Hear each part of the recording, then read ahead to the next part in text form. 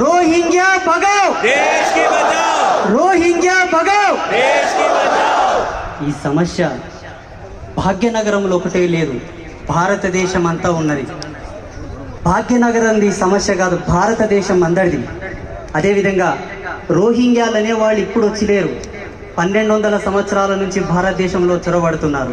మంత్రి ఉన్నాడంట, మా తాత పెద్ద ముఖ్యమంత్రి ఉన్నాడంట, పనికిరాని కొడుకులు మాకు ఈ గతి పెట్టిపోయిందని తిట్టుకోకుండా జాగ్రత్త పడాలి. అవునా కాదా? అవునా కాదా?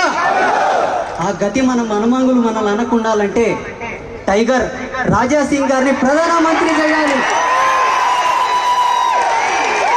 రాజా సింగ్ గారిని ప్రధానమంత్రి చేయాలని ఎంతమంది కోరుకుంటున్నారు?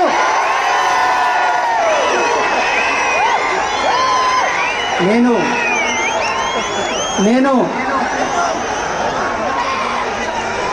ఒక్క నిమిషం సమయం చాలా తక్కువ ఉన్నది. మీరందరూ కేరింతలు పెట్టి మీరందరూ ఉత్సాహపడాలని విషయం చెప్పట్లేదు. నేను ఒక సన్యాసిని, ఒక బ్రహ్మచారిని. నా జీవిత ప్రయాణంలో 14 సంవత్సరాల నా సన్యాస యోగంలో నేను చూసినటువంటి భరతమాత